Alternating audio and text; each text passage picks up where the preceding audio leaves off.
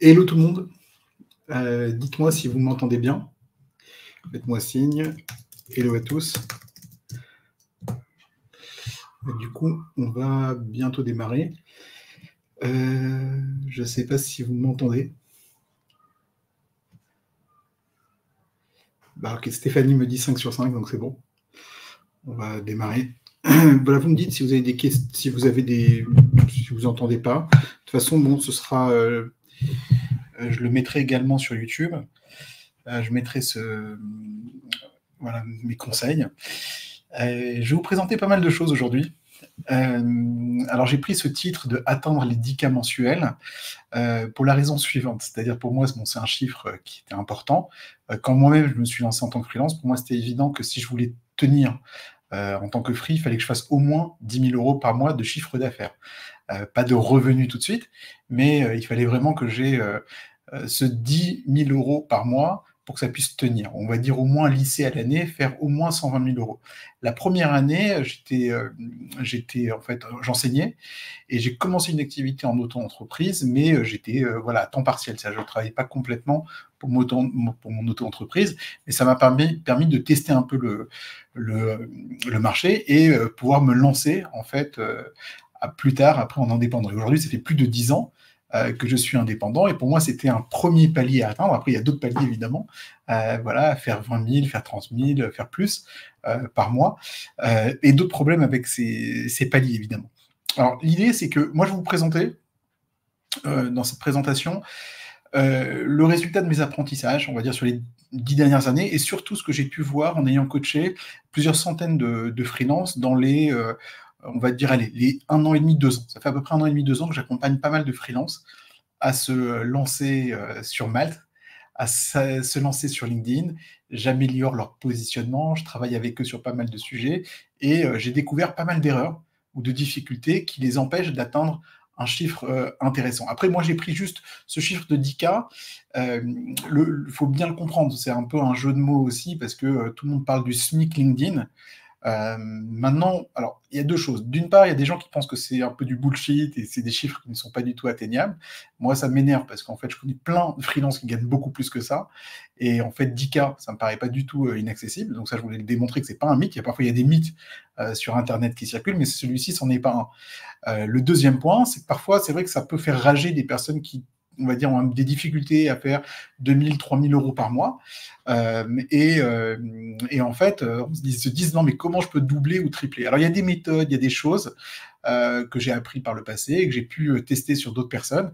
Et j'ai vu que ça fonctionnait. Et effectivement, on pouvait augmenter son chiffre d'affaires tous les mois de manière, en tout cas, pérenne. Parce que le but, c'est pas faire un mois 10 000 et après plus rien. Évidemment, ça se fait pas en une journée. Ça peut prendre un peu de temps, mais petit à petit, on y arrive. Alors, on va démarrer ça ensemble. Alors, pour moi, il y a juste voilà, quelques petits éléments à mettre en avant avant de démarrer. Le but, c'est faire plus de 10 000 euros par mois de manière régulière et atteindre, on va dire, plus de 100 000, on va dire 100, 150 000 euros par an. Alors, il y a quand même des choses qui sont assez implicites là-dessus, qu'il faut garder en tête. C'est que la première chose, c'est que vous avez une expertise dans un métier qui est relativement sous tension, c'est-à-dire un métier qui est demandé. Parce que bon, il y a quand même deux choses qui ne sont pas, qu'on va pas évoquer ici. C'est-à-dire si vous n'avez aucune expertise à vendre, là je parle vraiment à un freelance. Un freelance, généralement, il a une expertise ou plusieurs mêmes expertises. Ça peut être un designer, un développeur, un consultant financier, un courtier, un juriste, peu importe. Mais en tout cas, c'est quelqu'un qui a déjà un certain niveau d'expertise, il a déjà un minimum voilà, travaillé auprès de clients, il a un certain niveau d'expérience, ça peut être quelques années, c'est pas besoin de faire 10 ans d'expérience. Avant de se lancer, on va dire, en indépendant, après plusieurs années, aujourd'hui, moi, je vois des indépendants qui se lancent à 25, 26, 27 ans et ils ont très peu d'années d'expérience. Parfois, ils ont juste 2-3 ans d'alternance, ou parfois même moins, et ils se lancent. J'ai aucun problème avec ça du moment que la personne réellement en face et une expertise dans un métier qui est demandé. Parce que si on n'a pas ça, alors la première chose, avant même de regarder comment gagner plus d'argent, ça va être de développer cette expertise ou ces expertises. Le deuxième point qui est important, c'est quand on parle de freelancing, alors il y a plein de gens qui vont vous parler de revenus passifs, il y a pas mal de personnes qui vont vous dire voilà il y a plein de manières de gagner en investissant, etc. Bon, il y a des manières qui existent. On peut vendre aussi des produits. Moi, j'ai un peu testé pas mal de choses. Je peux dire, de mon point de vue, et ce que j'ai pu voir autour de moi, on va dire la plupart des freelances à succès que je connais, la plupart du temps, ce sont des gens qui bossent beaucoup et qui, en partie, font beaucoup de ventes de temps libre. C'est-à-dire qu'ils ont du temps disponible et ils le vendent contre de l'argent. C'est-à-dire qu'il y a quand même cette idée-là. C'est-à-dire que même un salarié qui voudrait développer un side business, qui voudrait se lancer en freelance pour voir si ça marche, ça lui demande de trouver du temps libre. Donc, le point qui est quand même important ici à dire, c'est que une grande partie de ces 10 000 euros, on va les chercher sur la vente de son temps. Alors, je sais que c'est pas très sexy, dit comme ça, mais c'est la ressource la plus évidente que les freelances disposent et celle qui est la plus facile à monétiser. Et ensuite, on va voir, il y a un troisième point, et ça, c'est souvent ce que je me suis rendu compte, c'est que beaucoup de freelances ont des compétences. D'ailleurs, certains même travaillent depuis 10 ans dans certains domaines. Donc, ils ont des compétences avérées. Donc, l'expertise est là. Leur métier est demandé. Ils ont du temps libre, mais pourtant, ils n'ont pas de mission. Et en fait, ça, c'est le point le plus important, peut-être. Souvent, ce n'était pas des problématiques de compétences ou de temps libre, mais la réalité, c'est qu'ils n'avaient pas de compétences marketing. Ils ne savaient pas se mettre en avant. Ils ne savaient pas se vendre. Et au final, il y avait très très peu de prospects qu'ils récupéraient. Et du coup, ils n'avaient pas les clients qui venaient chez eux régulièrement. Et ça, c'est ce qui pose vraiment le problème pour développer ces fameux 10 000 euros par mois. Alors, on va reprendre un petit peu tout ça en détail. Juste avant de rentrer dans les problèmes, je précise quand même quelque chose. Ça veut dire quand quelqu'un vous dit, dans mon cas, aller chercher 10 000 euros par mois, qu'est-ce que ça veut dire? Je vais prendre juste déjà mon expérience personnelle. C'est que aujourd'hui, c'est très clair que les freelances sont de plus en plus sollicités parce que les entreprises ont du mal à payer des profils seniors. C'est-à-dire quand vous avez quelques années d'expérience, c'est un peu dur pour une entreprise de vous faire une hausse de salaire et de vous proposer mieux. Donc souvent les entreprises, c'est encore plus vrai dans les agences web, agences SEO, les ESN et autres, souvent pour elles c'est beaucoup plus facile finalement de s'appuyer sur des freelances. C'est pour ça qu'il y a un vrai mouvement important de freelancing. Et je rappelle, alors je donnais juste un petit exemple dans mon domaine puisque je suis freelance SEO. Aujourd'hui, un consultant SEO moyen, donc le chiffre, c'est pas moi, c'est sur Indeed, vous pouvez le trouver, un consultant moyen en France va gagner 38 000 euros bruts par an. Là-dessus, ça va lui faire à peu près, on va dire, 2 500 euros net. Les chiffres que j'avance, je les ai calculés, vous pouvez les retrouver sur le net. Donc, il y a des sources là-dessus. Et effectivement, c'est ce que moi j'ai observé. C'est qu'en gros, un consultant va gagner entre 32 000 bruts, voire 40 000 bruts. Mais on va dire les 38 000 bruts pour un chiffre moyen, c'est 2 500 euros net. Maintenant, moi, j'ai travaillé, puisque je dirige également un collectif de freelance SEO. Donc j'ai travaillé avec des dizaines et des dizaines de freelances dans ce domaine-là, et j'ai vu qu'il y avait plein de freelances qui quittaient cet univers-là, qui n'étaient pas forcément ultra seniors ou ultra experts, mais qui disaient, mais attends, je vais pas gagner uniquement 2 500 euros net par mois, je vais commencer à gagner mes propres clients, et même sans aller chercher les 10 000 euros par mois, je vais essayer, j'aurai quelques frais, je vais créer un site web, je vais avoir quelques frais, etc., ici et là, je peux viser au moins un chiffre d'affaires de 75 000 euros en auto-entreprise, par exemple, et on est déjà à 5 000 euros net. Ça veut dire déjà x2. Alors, je ne parle pas, moi, des freelances qui sont assez experts et qui, eux, font déjà plutôt 150 000 euros. Et là, ils vont par an. Et là, alors, ils quittent l'univers de la micro-entreprise, mais ils vont avoir des salaires qui sont plutôt de l'ordre de x3 de ce qu'on peut leur proposer dans les agences traditionnelles. C'est quand même important de le comprendre. C'est-à-dire que l'idée, c'est pas juste gagner plus d'argent, c'est qu'aujourd'hui, si vous faites pas le pari du freelancing, c'est une tendance forte sur laquelle vous passez à côté. Les entreprises ont du mal à payer les profils seniors, et aujourd'hui, la tendance, elle est clairement du côté du freelancing. Alors, ça peut se faire étape par étape, mais en tout cas, aujourd'hui, on est quand même très incité à se développer en tant qu'individu et à essayer de viser donc un chiffre d'affaires important pour gagner plus que ce qu'on aurait pu gagner en tant que salarié. Ça, vous pourrez le regarder.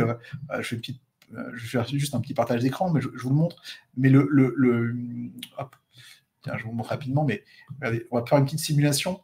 Mais vous voyez, si j'ai un chiffre d'affaires de 75 000 euros, si je paye toutes mes cotisations en auto-entreprise, par exemple, ça me fait un revenu net de 65 000, c'est-à-dire un montant net de 5 400 euros.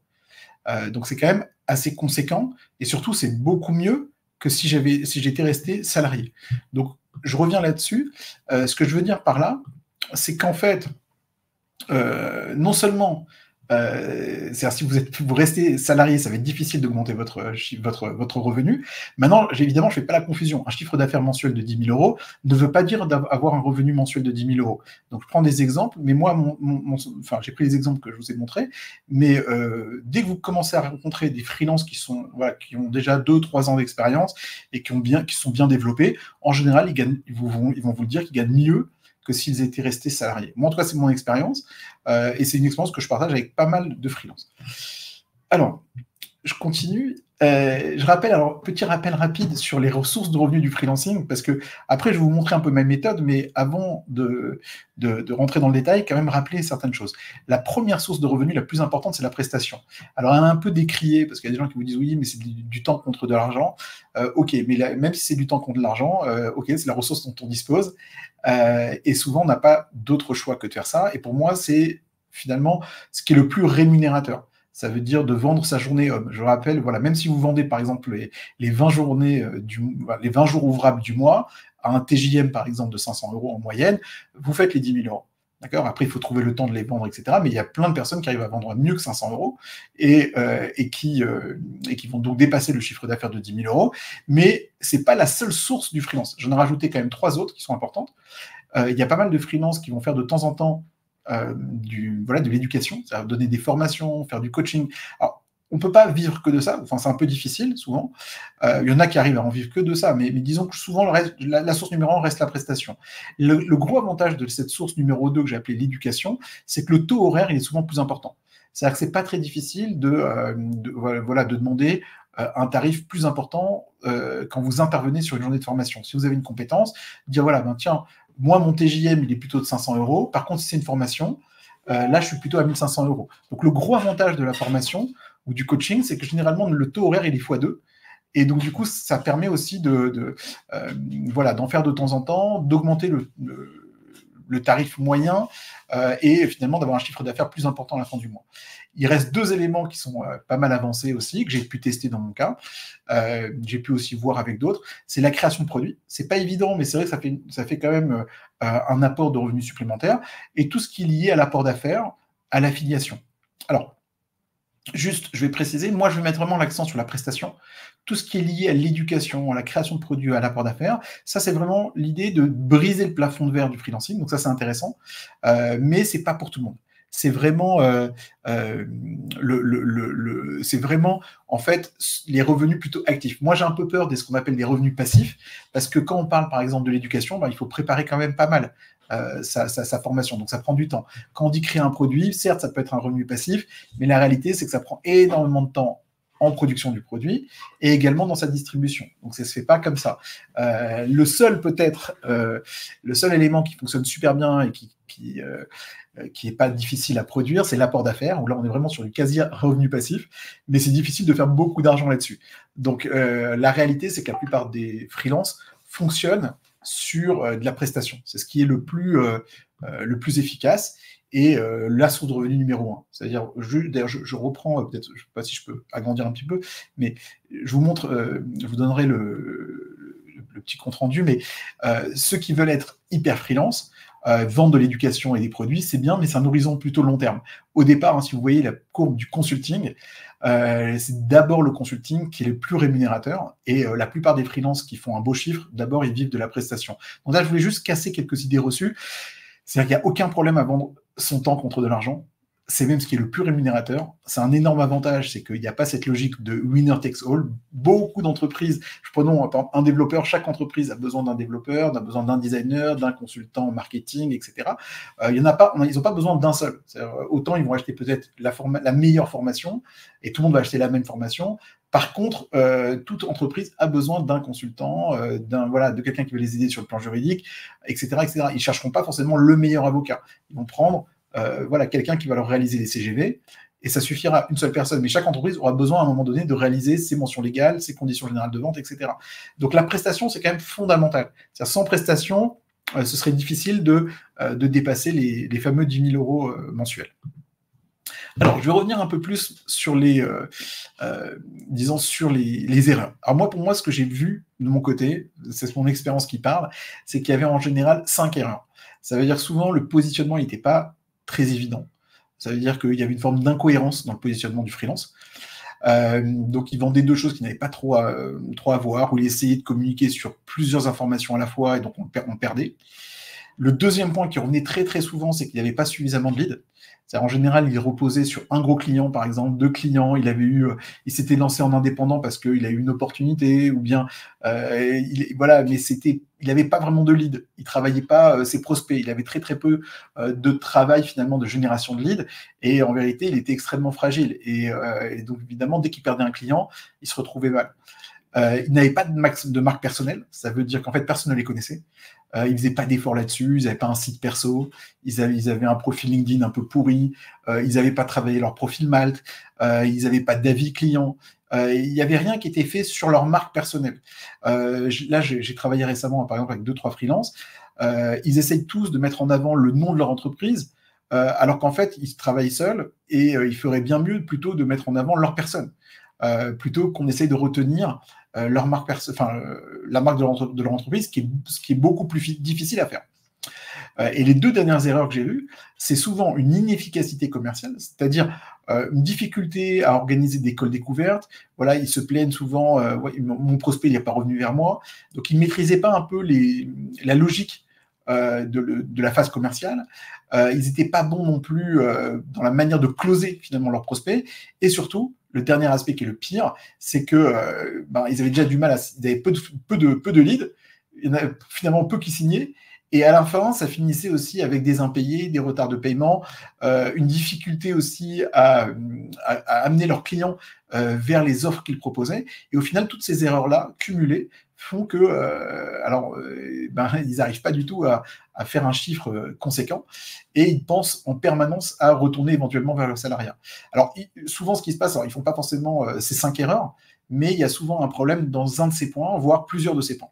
Alors, on va reprendre chacun de ces points et je vais vous proposer un peu mes solutions. Donc là, je vais aller un petit peu vite sur les solutions de chaque problématique avec leurs problèmes spécifiques. Après, évidemment, alors, voilà, pour chacun des points, n'hésitez pas, si vous avez des questions, de les mettre dans le chat. J'essaierai d'y répondre juste après la présentation. Donc, en fait, ça va être une présentation qui va nous durer encore peut-être 15-20 minutes, et ensuite, je répondrai à chaque question qui aura été posée. Alors, la première chose, c'est ce qu'on appelle le positionnement. Moi, j'ai vu 5 erreurs. D'abord, souvent, il y avait des offres incohérentes, c'est-à-dire qu'on propose des choses qui n'ont rien à voir. Je fais du design, je fais de la rédaction et je fais du développement web. Mais ça, pour les clients, la perception, elle est mauvaise. C'est comme si vous vendez à la fois, je sais pas, du couscous, mais aussi de la choucroute et en même temps, je sais pas, encore un autre plat. Donc, la cohérence, elle n'est pas comprise. On peut pas, parfois, on peut faire d'autres choses, mais on n'est pas obligé de le mettre dans le menu. Ça veut dire il faut que le menu qu'on propose ou l'offre qu'on propose soit cohérente d'abord. Et après, à la limite, si le client propose des choses un peu particulières, on nous demande et que nous, en tant que couteau suisse, on est capable d'y aller, ok, mais c'est pas ce qu'on va mettre en avant. Souvent aussi, c'est qu'il y en a qui ont été trop loin sur la logique de niche. Ils se sont dit, tiens, il faut se spécialiser. Il faut proposer une offre cohérente. Et là, du coup, ce qu'ils ont fait, c'est qu'ils se sont nichés sur des marchés très étroits. Ils n'ont pas de demande, mais l'avantage qu'ils ont, c'est qu'ils sont vraiment très nichés.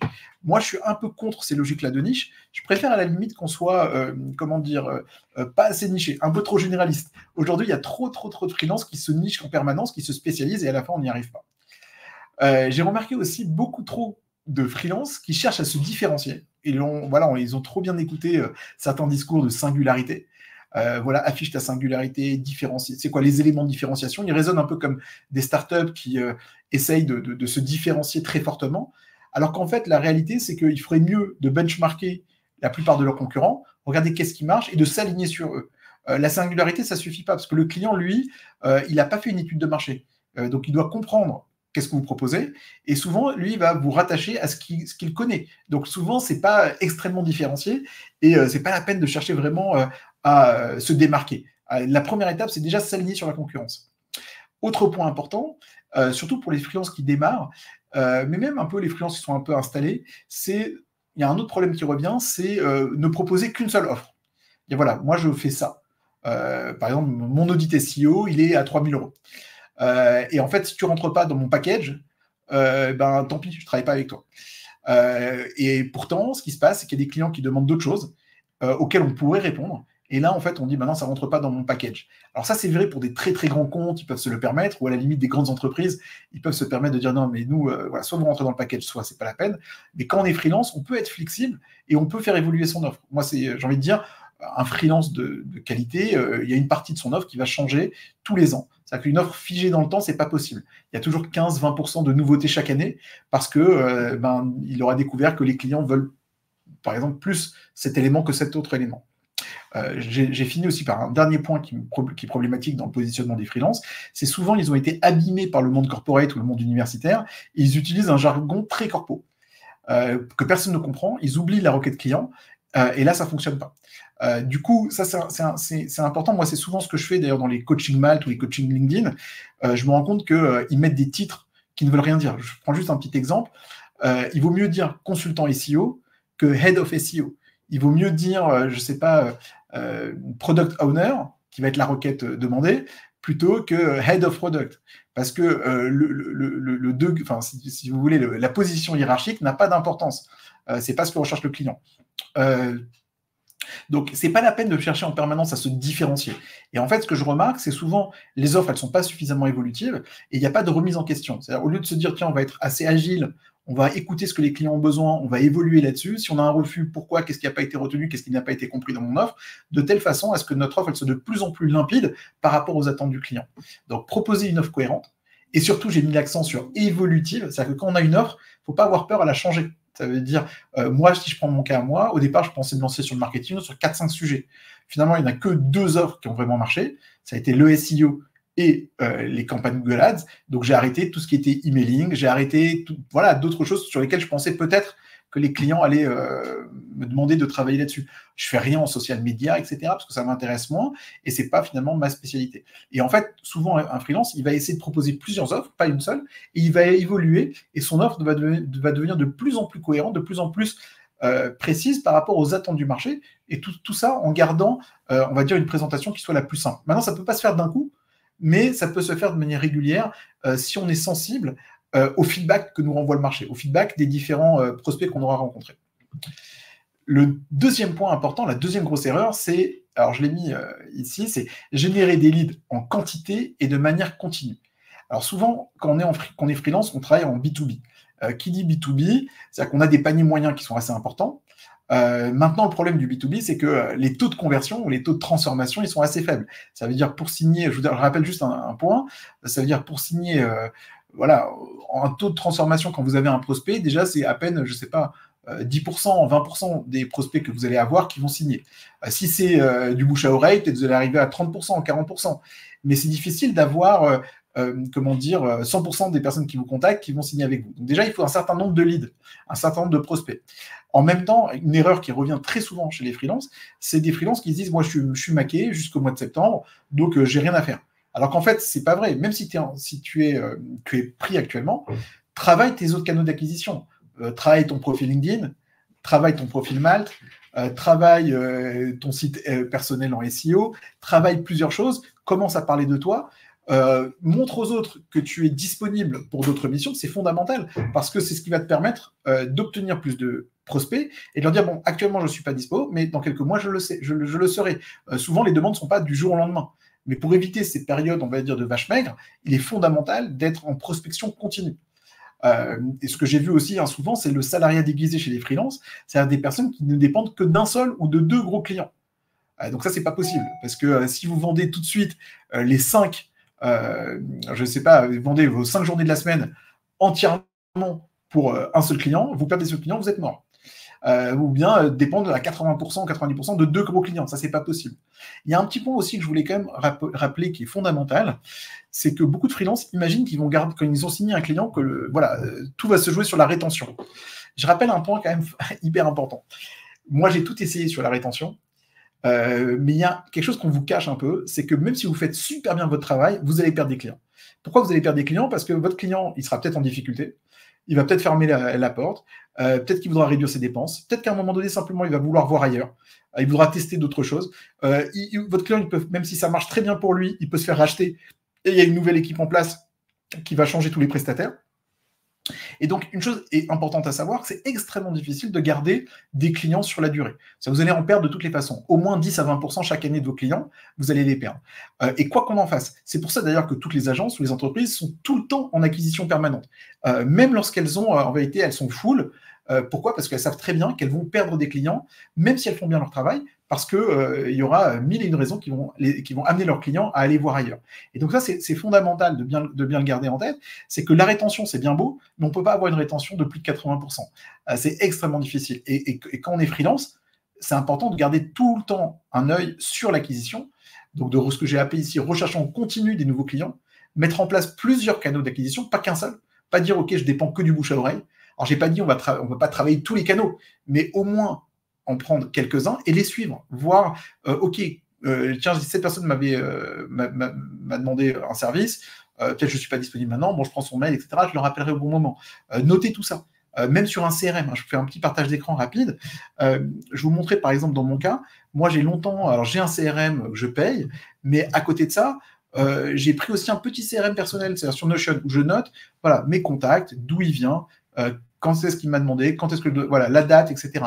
Et j'ai noté, je l'ai fait par exemple, pendant 1 an, je notais tous mes contacts, d'où ils venaient, quelles étaient l'origine, est-ce que ça venait de Malte, est-ce que c'était un partenaire, est-ce que c'était un ancien client, est-ce que c'était mon site web, du SEO, d'où ça venait, qu'est-ce qu'ils voulaient comme mission, est-ce que je l'avais gagné ou perdu. Ça m'a permis de suivre tous mes leads et de m'assurer de les avoir tous traités.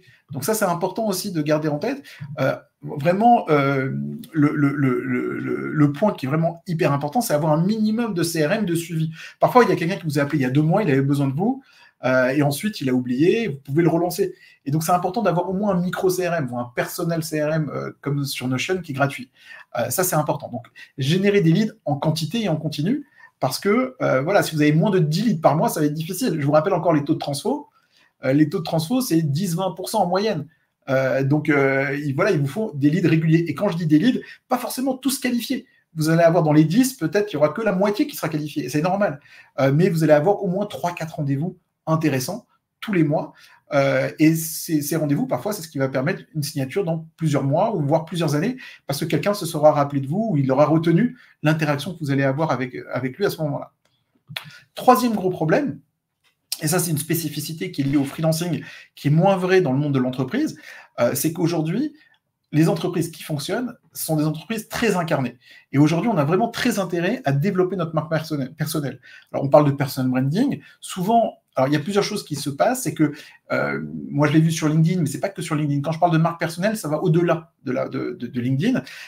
C'est aussi de mettre en place des collectes d'avis, de travailler, ça fiche Google My Business, de commencer à prendre la parole sur des réseaux sociaux, de travailler son profil LinkedIn, travailler son profil Malte. C'est important d'avoir un site personnel, de commencer à collecter des avis clients, parce que le personal branding, c'est ce qui va vous permettre à terme d'augmenter vos prix, parce que les gens ils vont dire, moi je veux travailler avec Emmanuel, voilà les avis qu'il a, il a 400 avis sur Malte, il a des dizaines et dizaines d'avis sur son coaching. Les gens vont plus discuter quand ils verront tous les avis clients que vous avez accumulés. Et ça, plus vite vous commencez à collecter de l'avis client, mieux c'est. Je fais un petit partage d'écran rapide. Je vous montre 2 petites choses qui sont importantes de bien comprendre sur une évolution de la société. C'est qu'aujourd'hui, prenons une belle entreprise comme Kudak, par exemple. Kudak, c'est une agence SIA, donc ils font du Google, du Facebook Ads, etc. Cette agence Ads, le patron, il se met en avant.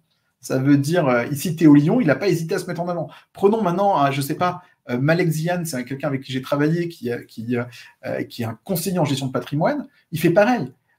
Aujourd'hui, il se présente comme un gestionnaire de patrimoine, mais il se met en avant. Ça veut dire, voilà, Malek Zian, fondateur de Noom Partner. Il cherche, c'est-à-dire aujourd'hui, même s'il y a 2-3 collaborateurs qui travaillent, il ne va pas essayer d'avoir une image lisse, il va se présenter lui. Alors certes, ça demande un effort d'exposition, il se met un peu à nu, mais une petite vidéo comme ça, les gens ont beaucoup plus confiance. Et vous voyez ici 4,9 les avis. On parle de lui dans pas mal de journaux, etc. Et tout ça, il a travaillé depuis longtemps. Et ça, cet aspect-là, il est fondamental. Moi-même, je le fais. Par exemple, je prends un exemple. Voilà, j'ai collecté des dizaines et des dizaines d'avis sur mon coaching Malte. J'ai coaché peut-être plusieurs centaines de freelances sur leur profil Malte. Et aujourd'hui, tous ces avis ici sont réalistes. C'est des vrais avis. Donc moi, je paye 25 € par mois pour avoir cette page-là. Mais ça m'a permis de collecter rapidement des avis. J'en ai même pris maintenant un deuxième abonnement pour ma Bible Malte. Et aujourd'hui, je paye 2 fois 25 euros. Voilà, j'ai obtenu, on va dire, à peu près 57 avis.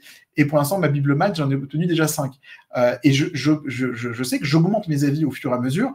Et c'est beaucoup plus facile pour moi après de justifier mes tarifs ou de justifier l'efficacité de mes méthodes. Plus vite vous mettez ça en place, mieux c'est. Je prends un dernier exemple. Prenons par exemple Flavie Prévost. Flavie Prévost, c'est une fille qui a un incubateur pour freelance.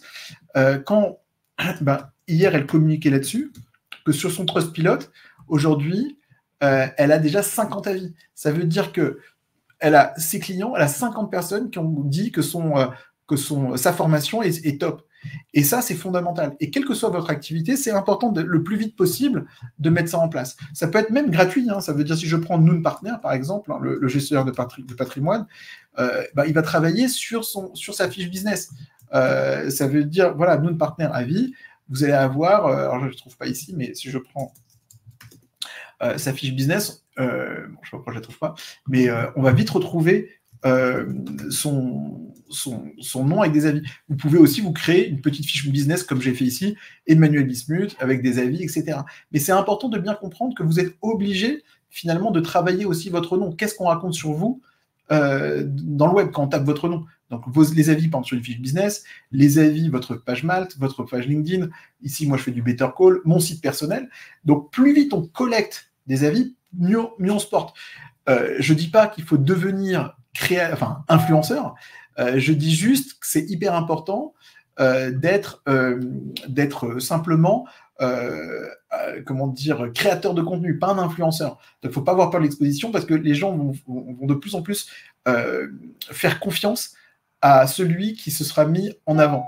Je rajoute juste un petit point aussi, c'est que les clients, et ça fait un peu mal à l'ego, mais il faut quand même le garder en tête, c'est que finalement, on attire les personnes qui nous ressemblent. Et au final, moi, ce que j'ai découvert avec le temps, c'est que les gens qui travaillent avec moi, ils veulent travailler d'abord avec moi, mais ils ne me choisissent pas uniquement pour mes compétences. Ils me choisissent aussi parce que, ils disent, tiens, j'ai bien aimé Emmanuel, son approche, etc., j'ai envie de travailler avec lui.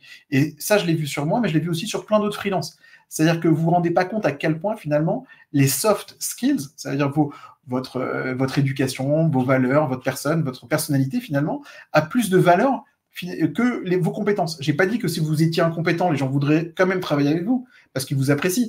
Mais les gens cherchent quelqu'un de compétent, mais avec quelqu'un avec lequel ils peuvent travailler efficacement. Et donc, cette notion de marque personnelle ou de monopole personnel, c'est fondamental.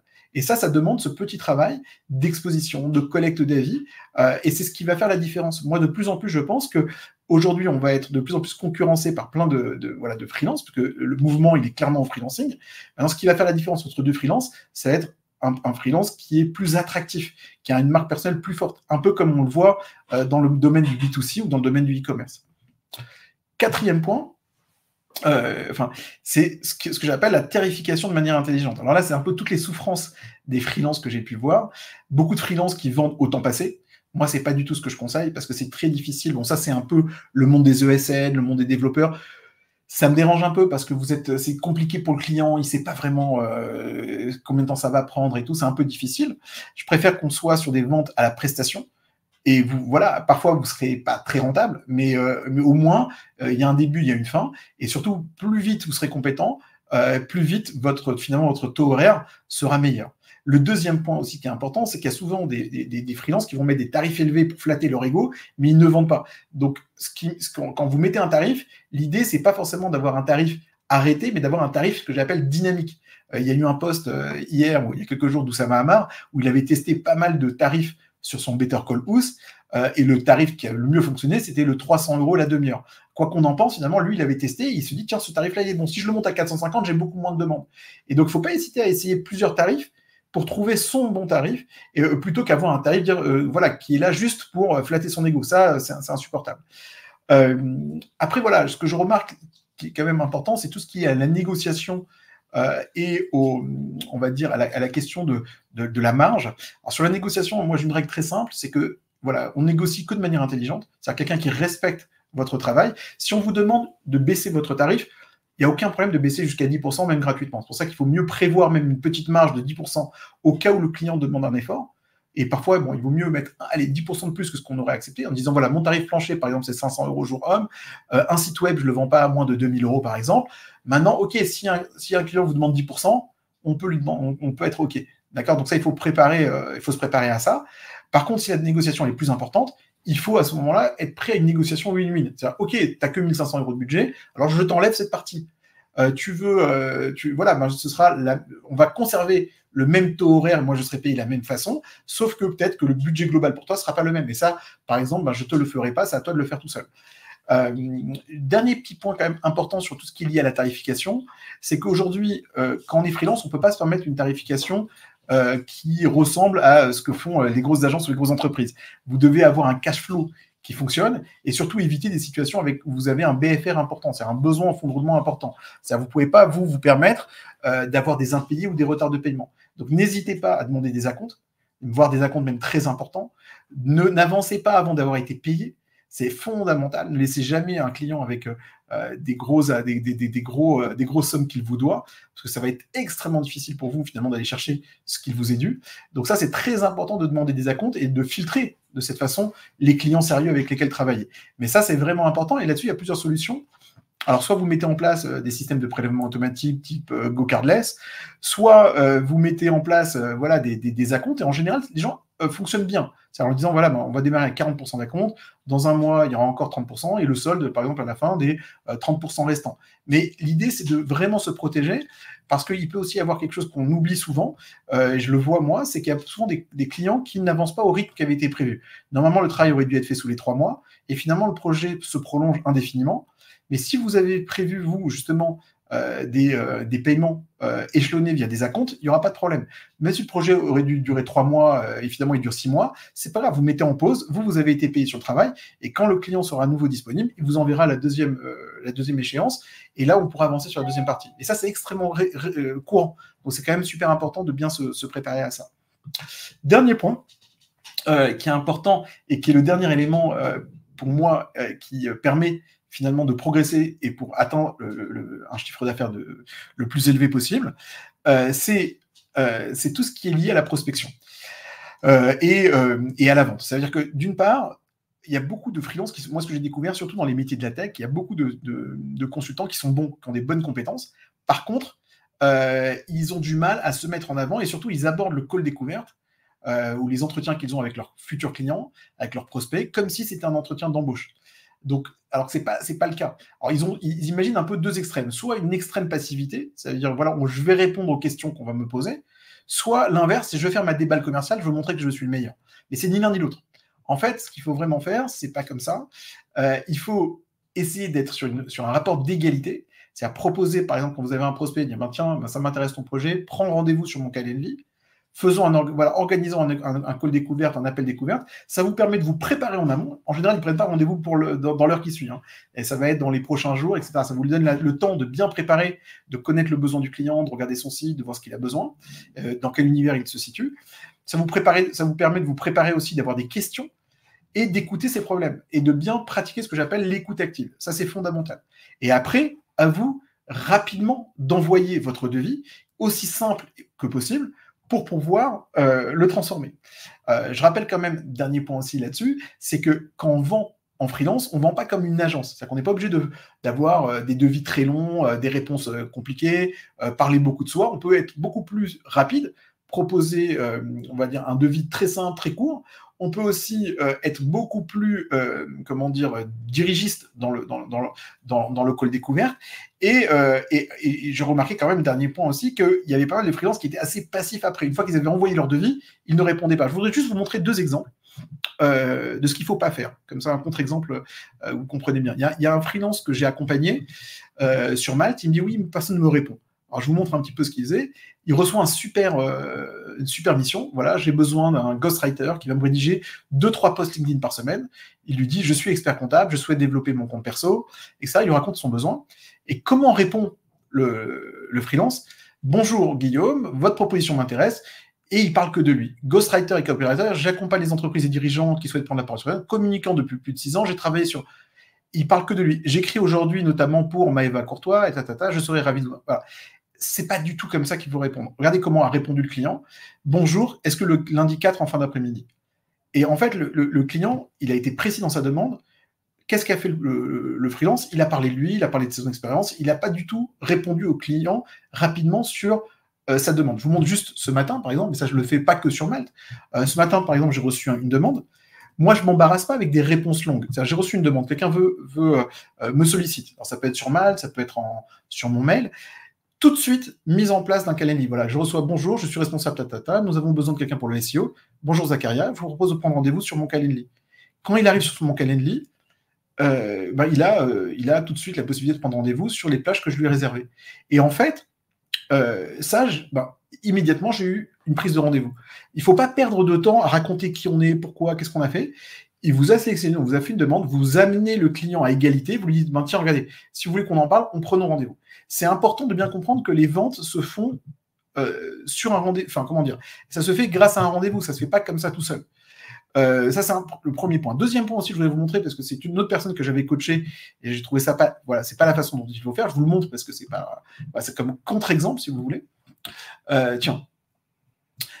Cette fille, donc je lui présente un client, c'est une freelance qui se lance, et en fait, quand elle envoie sa proposition, au lieu d'envoyer un devis, donc d'abord, elle n'envoie pas tout de suite le devis, elle fait passer 48 heures, 72 heures, alors qu'en fait, on aurait pu l'envoyer tout de suite, et là, il y a 4 pages dans le devis. Une page, 2 pages, 3 pages, 4 pages. En fait, on ne sait pas où est le prix.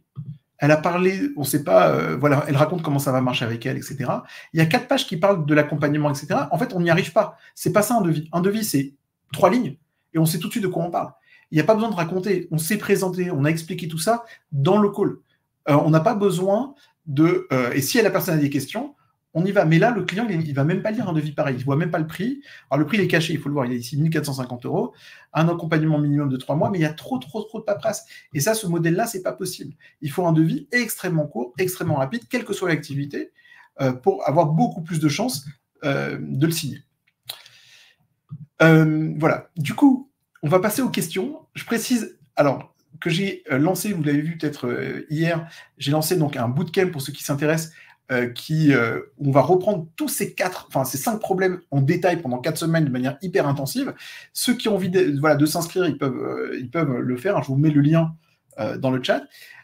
Et c'est vraiment, l'idée, c'est d'apprendre à optimiser son positionnement, travailler tous les canaux d'acquisition, travailler Malte, travailler LinkedIn, et tout ce qui est lié au closing et à sa tarification. Donc, tous les points que j'ai abordés, mais de manière beaucoup plus intensive, et sur 4 semaines, à partir du 24 juin. Ceux qui sont intéressés, ils peuvent tout à fait s'inscrire directement sur, sur le lien que je vous ai envoyé. Et là, du coup, je vais répondre à vos questions. Alors, hop. Du coup, première question. Alors, n'hésitez pas, ceux qui ont des questions, à les poser. Tac. J'ai vu, voilà. Donc ça, cette question de Rian Madité. Le coaching concerne tous les enseignes de formation principalement. Alors, Rian, en fait, alors sur le coaching, ce que j'entends, alors ça, je vais te montrer un peu ce que j'entends par coaching. En fait, si tu veux, c'est important de comprendre que aujourd'hui, on va dire n'importe quel expert, il a pas mal de compétences. Et en fait, souvent, les gens imaginent, des offres arrêtées. Si tu veux travailler avec moi, c'est uniquement 5 000 €. Ça démarre à 5 000. En fait, parfois, il y a des possibilités de débloquer des situations via 1 heure de coaching ou via une journée de formation. Donc, il faut un peu plus de flexibilité là-dessus. Je vais te montrer 2 petits exemples pour que ce soit clair. Premier exemple, c'est... je vais te montrer ça. Premier exemple, c'est celui-ci. Voilà. Prenons Guillaume Guersan. Guillaume Guersan, c'est un garçon qui fait du SEO comme moi. Et au lieu d'avoir une seule offre de dire je fais des audits SEO, il te dit non, je peux te faire un audit uniquement SEO vidéo, je te fais un audit uniquement backlink, je te fais des articles sponsorisés. Il a plein d'offres. Et même dans l'offre audit SEO, ce qui est assez intéressant, c'est qu'au lieu d'avoir une seule offre, par exemple à 1 000 €, il te dit, ça dépend ce que tu veux mettre à l'intérieur. Parfois, il n'y a pas besoin d'analyse technique. Parfois, il n'y a pas besoin de ceci, il n'y a pas besoin de cela. Tu choisis. Alors, le minimum, c'est 500 €. Service basique. Maintenant, si je lui dis, moi, j'ai pas besoin de ça, j'ai besoin que de ça, c'est 500 €. Et au final, c'est intéressant ce modèle-là parce que il maintient son taux horaire et il a une offre à tiroir. Tu peux choisir exactement ce que tu veux. Le deuxième point qui est lié plus maintenant au coaching, c'est que, par exemple, dans mon cas, j'hésite pas à proposer à des personnes qui ne veulent pas prendre un audit complet. Ils me disent, ben, d'abord, j'aurais commencé par une petite session de coaching en SEO, par exemple. Ils me disent, tiens, j'aurais démarré, est-ce que j'ai un potentiel? Puis on travaille ensemble 1 heure. J'ai dit, OK, il n'y a pas de problème, on peut travailler déjà ensemble 1 heure, mais c'est 250 € de l'heure. Tu veux qu'on revoie ensemble ton profil Malte? OK, on peut le faire, ça va te coûter 250 €. Maintenant, quelqu'un qui veut un accompagnement beaucoup plus global, à ce moment-là, bah oui, forcément, je vais lui demander, par exemple, je ne sais pas, 1 500 €, 2 000 €, 3 000 €. Mais ce que je veux dire par là, c'est qu'il y a deux choses quand on parle de coaching. C'est déjà, être capable d'avoir plusieurs offres et de donner goût parfois à des personnes sur même des teasers, de voilà, tiens, fais ça, ça, ça. En 1 heure, on aura déjà débloqué pas mal de situations. Et ça te permet aussi de commencer à t'adresser sur des offres qui sont même sur des petits tickets. C'est parfois plus simple de vendre un petit ticket et de ce petit ticket qui aura fonctionné, le client va dire, tiens, ça me donne encore plus envie d'aller plus loin avec toi et d'acheter un ticket plus important.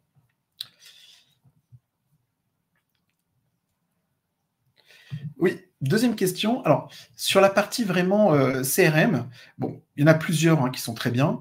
Moi, ce que je conseille au niveau, alors vraiment le gratuit, c'est ce que je disais tout à l'heure, c'est CRM personnel. Notion, je vous enverrai le lien. C'est gratuit, vraiment, tu peux le faire très bien.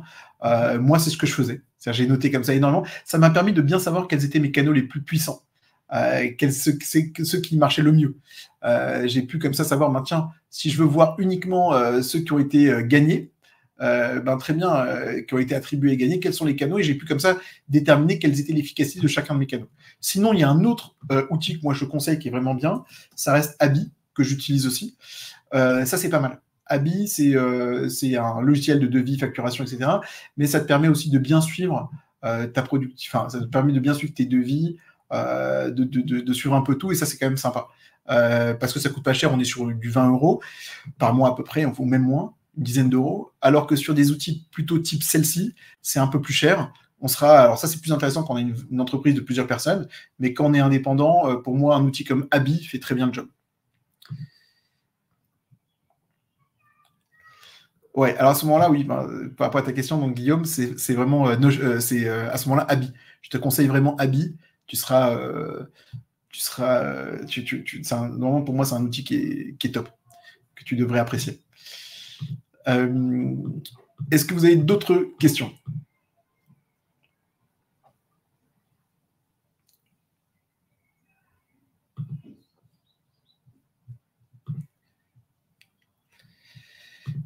Alors, très bonne question. Est-ce essentiel d'avoir un site web? Les avis sont très partagés sur le sujet. Moi, je pense qu'il faut. Il faut en avoir un parce que ça coûte pas cher. Et qu'en fait, c'est très rentable parce qu'à un moment donné, moi, je suis convaincu que le futur, je le vois déjà, c'est sa marque personnelle.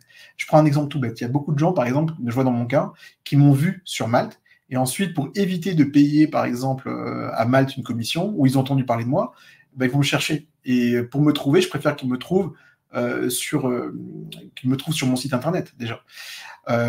Pour moi, oui, un site internet, ça vaut vraiment la peine. C'est pas la peine d'investir énormément, mais c'est intéressant. Et d'autant plus qu'en SEO, il y a pas mal de possibilités. Par exemple, si tu es sur un sujet un petit peu niché, tu as des possibilités assez intéressantes. Ça, tu tapes, je ne sais pas si tu es un consultant dans un domaine particulier où la concurrence n'est pas trop élevée, avoir un site web à son nom, oui, c'est pour moi top, et ça te permet aussi de développer pas mal d'offres. Moi, j'ai investi là-dessus, je conseille de le faire, et c'est intéressant parce que finalement, il y a des gens, je veux dire, voilà, ça permet aussi par exemple, quelqu'un te connaît sur un seul axe, mais quand on va parler de toi, on va te présenter peut-être sur plusieurs axes et de mettre tout ça en avant sur ton site. Je pense que oui, ça a du sens et c'est même intéressant. C'est pas, on va dire, c'est pas forcément le canal le plus performant, mais pour moi, c'est important d'avoir un site personnel. Il y a des métiers où c'est évident, comme, je sais pas, photographe et autres, mais dans les métiers du consulting ou du freelancing, oui, je pense que ça vaut la peine. C'est un bon investissement.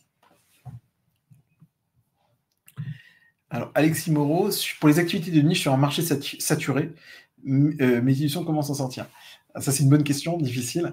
Alors, bon, déjà, voilà, le métier, tout ce qui est autour du son, pour moi, en fait, voilà, c'est vrai bon, ça, je sais pas si le marché est saturé ou pas. Pour moi, mon sentiment, c'est qu'aujourd'hui, on est obligé de se réinventer. Et on va être dans, quels que soient les métiers ou les marchés dans lesquels on s'inscrit, on est obligé de se réinventer. Aujourd'hui, par exemple, prenons le marché du son, les métiers du son. Il y a plein de choses qui se passent au niveau de l'IA, il y a plein de choses qui vont se passer au niveau des podcasts, il y a plein de choses qui vont se passer au niveau des montages. Je pense que les besoins, ils augmentent. Par contre, ils changent. Donc, en réalité, c'est plutôt d'aller chercher en permanence un peu ce que font les concurrents, voir ce qui marche, quelles sont les nouvelles demandes. Moi, j'ai tendance à penser que, on va dire, quand je disais tout à l'heure, voilà, le premier danger d'un freelance, c'est avoir une offre figée dans le temps. C'est qu'en fait, il y a des choses qui changent et les besoins évoluent. Et donc là, par exemple, moi, dans mon activité, il y a plein de choses. Prenons par exemple dans le SEO, il y a énormément de clients qui m'ont dit depuis maintenant 1 an ou 2, ah, maintenant, on n'a plus besoin de rédaction SEO, on peut rédiger facilement avec ChatGPT.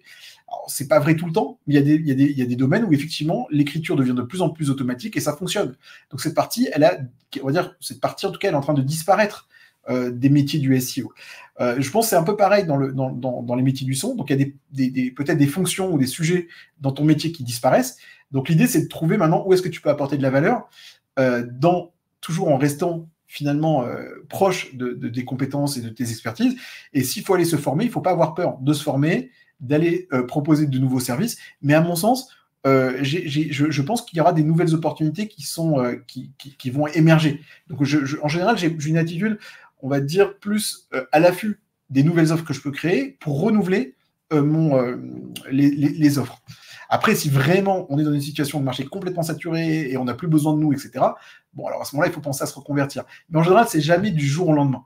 Donc en fait, les choses se font progressivement et on peut se reconvertir au fur et à mesure en restant proche de ce que l'on aime et les compétences qu'on a acquises par le passé, comme par exemple ce qu'on est en train de voir, par exemple la vente ou plein de compétences qu'on a, peuvent tout à fait être applicables après dans d'autres domaines. Donc je ne serais pas inquiet là-dessus.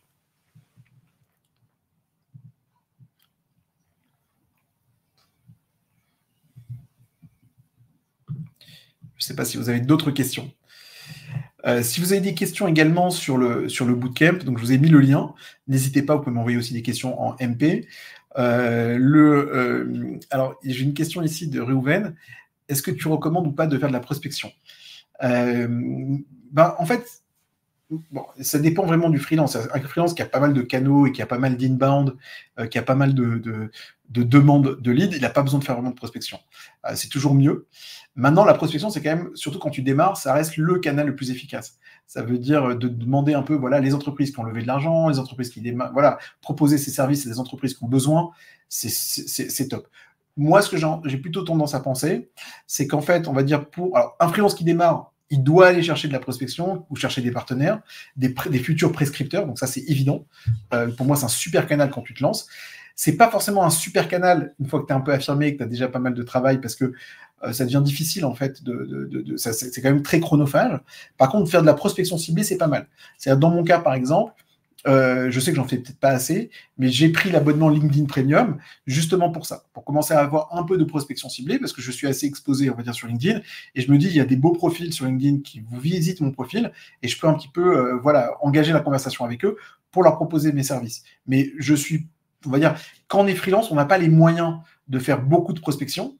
Maintenant, si cette prospection elle est bien pensée, bien faite, oui, ça peut avoir du sens. Le seul cas où la prospection est vraiment très importante, c'est plutôt au lancement, lorsqu'on n'a pas du tout de clients, et là, il faut taper à toutes les portes.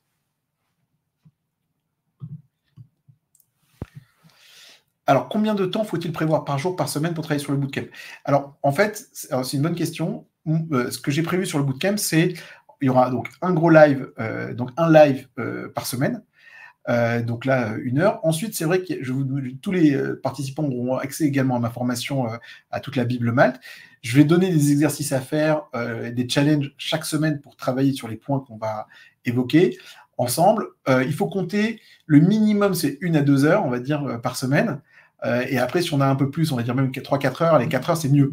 Mais après, c'est pas obligé. Parfois, je sais qu'il y a des points qui vont, pour certains, ils auront déjà pas mal avancé. Mais j'ai envie de dire, allez, entre 2 et 4 heures, c'est bien, chaque semaine. Donc c'est pas par jour, c'est plutôt dans la semaine. 1 heure par jour, c'est beaucoup, hein. Mais allez, 3-4 heures par semaine, on est bien.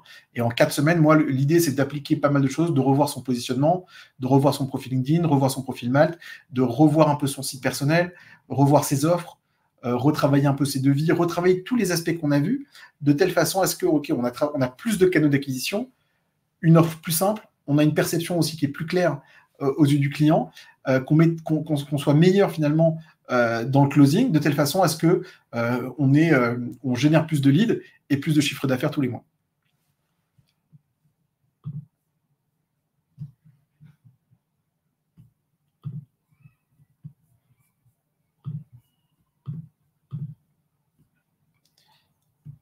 Alors, je ne sais pas si vous avez une dernière question. Je regarde juste.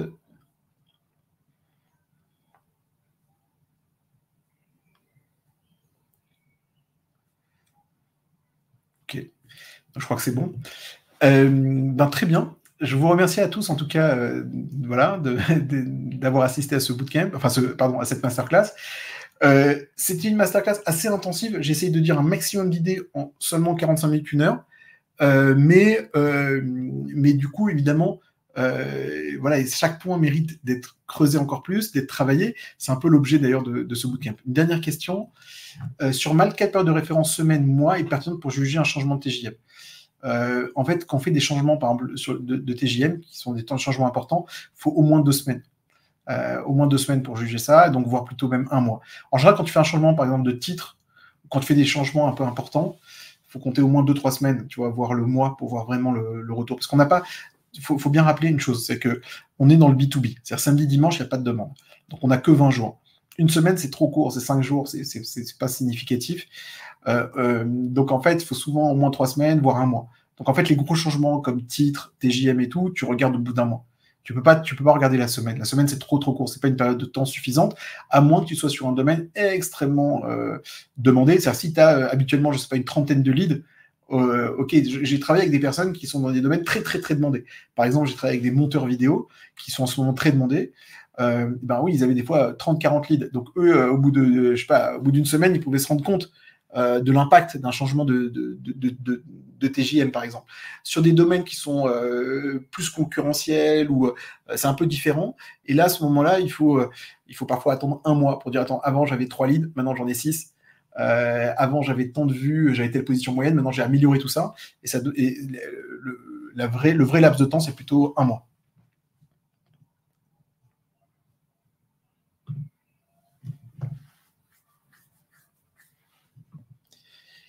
Voilà. Donc, si vous avez une autre question, n'hésitez pas. Vous pouvez aussi mettre dans les commentaires sur LinkedIn ou m'envoyer un MP, message privé. En tout cas, ceux qui sont intéressés par le bootcamp d'aller encore plus loin, avec plaisir, vous me contactez. Je rappelle aussi qu'il y a un financement possible CPF. Donc, ceux qui veulent utiliser leurs droits, ils peuvent ne pas payer finalement ou avoir gratuitement accès à la formation de ces 4 semaines et cet accompagnement complet. Voilà, l'idée, c'était d'essayer d'être le plus transparent possible pour vous montrer comment on peut atteindre ce chiffre, et vous serez clairement étonné, mais il y en a énormément de freelances qui font même plus que 10 000 euros par mois, donc c'est pas du tout quelque chose d'inaccessible. Et voilà, en tout cas, l'idée, c'est de vous donner du courage. Moi, c'est quelque chose qui me paraissait au départ un petit peu difficile, et aujourd'hui, je trouve que c'est beaucoup plus facile, beaucoup plus accessible, et c'est pour ça que je me sens enthousiaste à l'idée d'accompagner un maximum de freelances pour atteindre cette première étape. Merci à vous tous. Très bonne fin de journée, et puis à dispo si vous avez des questions sur LinkedIn. À bientôt.